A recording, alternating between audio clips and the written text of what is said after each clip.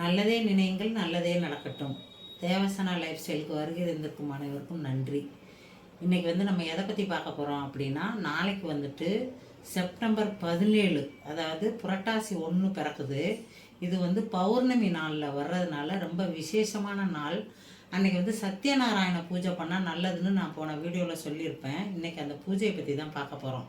சத்யநாராயண பூஜை அப்படின்னா என்ன, எப்பப்பெல்லாம் செய்யலாம், அதன் பலன்கள் என்ன அப்படின்றத பற்றி இன்றைக்கி பார்க்கலாம்.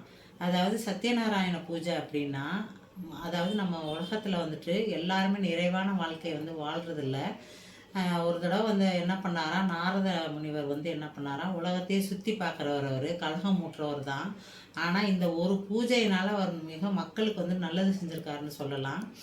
அவர் எல்லாருமே நல்லா நிறைவான வாழ்க்கை வாழ்கிறாங்களான்னு உலகத்தை சுற்றி பார்த்துருக்காரு. அப்போ நிறைய பேர் எல்லாருமே உலகத்தில் நிறைவான வாழ்க்கை வாழவே முடியாது. எல்லாருக்குமே எல்லாமே கிடைக்காது. ஒருத்தவங்களுக்கு குழந்தை இருக்காது, ஒருத்தவங்களுக்கு கணவன் இருக்க மாட்டாங்க, ஒருத்தவங்களுக்கு மனைவி இருக்க மாட்டாங்க. இந்த மாதிரி நிறைய பேருக்கு இந்த மாதிரி நிறைவான வாழ்க்கை அமையாது.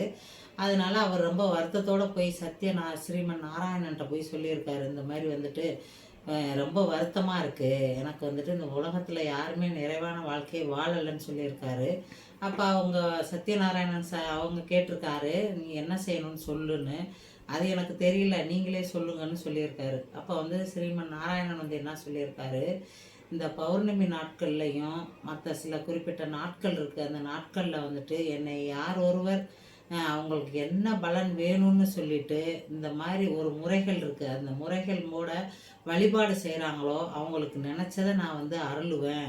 இந்த பூஜை செய்கிறதுனால அவங்களுக்கு அவங்களோட பின்னால் சந்ததியினர் எல்லாமே அவங்களுக்கு நற்பலன்கள் அவங்களுக்கு கிடைக்கும்.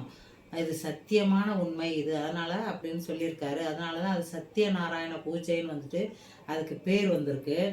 இந்த பூஜையை எப்படி செய்யலாம் அப்படின்னா, பௌர்ணமி தினத்தன்று காலையிலே எந்திரிச்சு விரதம் இருக்கிறவங்க நல்லா குளியல் பண்ணிவிட்டு நீங்கள் அன்னைக்கு ஃபுல்லாக பால் பழங்கள் மட்டும் சாப்பிட்டுட்டு விரதத்தை ஆரம்பிக்கலாம். அப்படி விரதம் இருக்க முடியாது அப்படின்றவங்க நம்ம பால் பழம் இல்லைன்னா மார்னிங் சாப்பிட்டுட்டு அதுக்கப்புறம் ஈவினிங் எப்போவுமே மாலை நேரத்தில் 6 மணிக்கு மேலே இந்த பூஜையை பண்ணுறது தான் சிறப்பு. 7 மணிக்கு கூட பண்ணலாம். இந்த சத்யநாராயணனோட உருவப்படம் இந்த பூஜைக்கு கண்டிப்பாக தேவைங்க. அது இல்லாமல் நம்ம நாராயணன் படமோ அல்லது மற்ற பெருமாள் படம் வச்சு நம்ம பண்ணவே கூடாது. இந்த பூஜைக்கு முக்கியமாக சத்யநாராயணன் படம் இருக்கணும். அந்த படத்தை நீங்கள் வாங்கி ஒரு மனை மேலே வச்சு அதுக்கு நல்லா க்ளீன் பண்ணிவிட்டு மஞ்சள் குங்குமம் வச்சுக்கணும். ஒரு வாழை இலையை அது கீழே வச்சு அதில் பச்சரிசி பரப்பணும். சமமாக 5 கைப்பிடி அளவு பச்சரிசி எடுத்து பரப்பி அதில் நம்ம கலசம் வைக்கணும். செம்பு, காப்பு, வெள்ளி இந்த 3 நாள் உலோகத்தினால ஆன செம்பு எடுத்துக்கோங்க, ஒரு பொருள் எடுத்துக்கோங்க. அந்த செம்பை அந்த பச்சரிசி மேலே வைக்கணும்.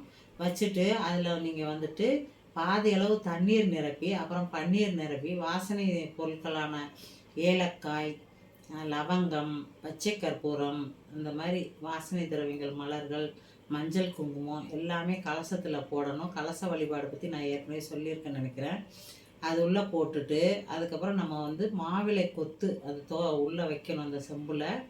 அதுக்கு மேலே ஒரு முழு தேங்காய், அந்த தேங்காயை நம்ம நல்லா கழுவிட்டு அதில் மஞ்சள் சந்தனம் பூசி அதில் குங்குமம் வச்சுட்டு நம்ம அந்த தேங்காயை அது மேலே வைக்கணும். இதுதான் அந்த கலச முறை. இந்த மாதிரி நம்ம வச்சுட்டு அதுக்கப்புறம் நம்ம ஃபஸ்ட்டு எப்போவுமே ஒரு பூஜைனா விநாயகர் வழிபாடு முக்கியம். விநாயகரை ஃபஸ்ட்டு வழிபாடு பண்ணிக்கணும்.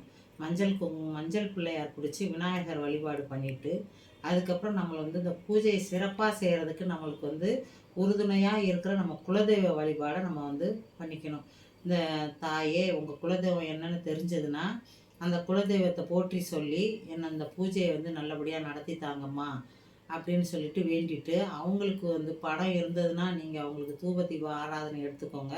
அப்படி படம் இல்லையா மனசால் நீங்கள் வேண்டிக்கிட்டு அவங்களுக்குன்னு ஒரு இடத்துல ஒரு செம்பில் தண்ணி வச்சுட்டு அதில் ஒரு மலரை சாத்திடுங்க. சாத்திட்டு குலதெய்வ வழிபாடை முடிச்சிருங்க. அதுக்கப்புறம் ஸ்ரீமன் நாராயணன் வழிபாடு பண்ணணும்.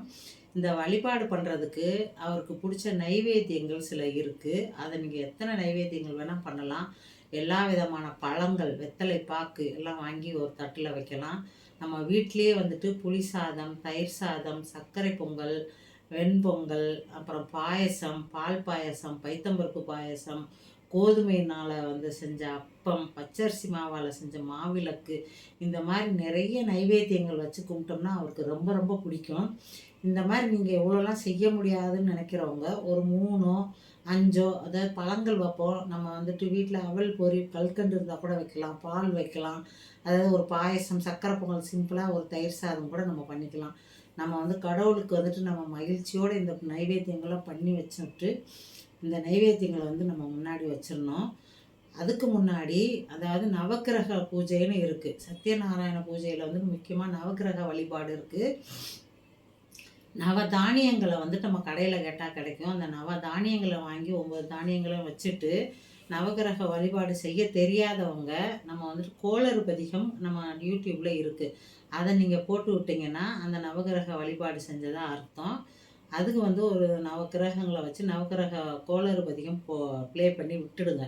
இது முடிச்சுட்டு நம்ம சத்யநாராயண பூஜைக்கு நம்ம வந்துட்டு என்ன பண்ண போகிறோன்னா நைவேத்தியங்கள்லாம் வச்சுட்டு சத்யநாராயண போற்றி இருக்குது, 108 போற்றி இருக்குது, நாராயண அஷ்டோத்திரம் இருக்குது. இதை வந்து நீங்கள் யூடியூப்பில் போடுங்க. இல்லைன்னா நம்மளே பாராயணம் பண்ணலாம். புக்குங்கள்லாம் இன்றைக்கி நிறைய கிடைக்கிது. இதை நீங்கள் பாராயணம் பண்ணி முடிச்சிடணும். அதுக்கப்புறம் அந்த நைவேத்தியங்களை வச்சுருக்கோம் இல்லையா, அதை வந்து நம்ம மட்டும் சாப்பிடக்கூடாது. நம்ம தெருவில் இருக்கிறவங்க ஒரு 4-5 பேரை கூப்பிட்டு அந்த நைவேத்தியத்தை கொடுத்தோம்னா இன்னும் ரொம்ப ரொம்ப சிறப்பு. இல்லை நம்ம வீட்டில் இருக்கிறவங்க நம்ம சொந்தக்காரவங்க மட்டும் இல்லாமல் நம்மளுக்கு தெரியாதவங்கள கூட அழைச்சி அந்த நைவேத்தியத்தை வந்து கொடுத்தோம்னா ஸ்ரீமன் நாராயணன் ரொம்ப சந்தோஷப்படுவாராம். அதனால் அன்றைக்கி நீங்கள் வந்துட்டு ஒரு அன்னதானம் மாதிரி நைவேத்தியங்களை அவங்களுக்கு கொடுங்க. உங்களுக்கு தெரிஞ்சவங்களோ தெரியாதவங்களோ யாராக இருந்தால் பரவாயில்ல, அவங்களுக்கு இதில் செய்யுங்க. இது முடிச்சுட்டு தூப தீப ஆராதனை காட்டிட்டு நம்ம வந்துட்டு இந்த பூஜையை நிறைவு செய்யலாம். ஆனால் இந்த பூஜையினோட முடிவில் நம்ம சத்யநாராயண விரத மகிமையின் கதைகள் இருக்குது. அந்த கதைகளை வந்துட்டு நம்ம கண்டிப்பாக வந்துட்டு படிக்கணும். இல்லை அப்படின்னா யூடியூப்பில் ப்ளே பண்ணி நம்ம அந்த கதைகளை வந்துட்டு இந்த பூஜையினோட முடிவில் நம்ம கண்டிப்பாக கேட்கணும். அப்போ தான் இந்த பூஜை வந்து நிறைவேறும். இந்த மாதிரி தான் சத்யநாராயண பூஜை பண்ணணும்.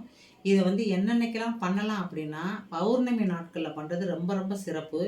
தீபாவளி டைம் கண்டிப்பாக பண்ணுவாங்க. இந்த சத்யநாராயண பூஜையை வந்து நம்ம ஒரு முறை செஞ்சிட்டோம்னா நம்மளுக்கு பின்னாடி வர சந்ததிகள், அதாவது நம்ம வீட்டில் நம்ம மகன் இருந்ததுன்னா மகனோட நம்ம வீட்டில் கண்டிப்பாக செய்யணும். அவங்க செய்ய முடியல அப்படின்னா ஒரு ஐயரை வச்சாது நம்ம செய்யணும். இப்படி வழி வழியாக அது செஞ்சுட்டு வந்தோம்னா நம்ம குடும்பம் வந்துட்டு மேன்மேலும் முன்னேறுங்க. இது கண்டிப்பாக நடக்குது. நான் வந்து இந்த வருஷம்தான் இந்த பூஜையை நான் ஸ்டார்ட் பண்ணியிருக்கேன். நான் தீபாவளிக்கு பண்ணேன். பௌர்ணமி இப்போ நாளைக்கு நான் வந்து பூஜையை பண்ண போகிறேன். நான் பூஜையை பண்ணிவிட்டு அந்த வீடியோவும் நான் போஸ்ட் பண்ணுறேன். நீங்களும் வந்துட்டு நீங்கள் ஆரம்பிக்கலை அப்படின்னா பௌர்ணமி நாட்களில் ஆரம்பிக்கலாம். அதுக்கப்புறம் திங்கள், வெள்ளி, சனிக்கிழமைகளில் நீங்கள் பண்ணலாம்.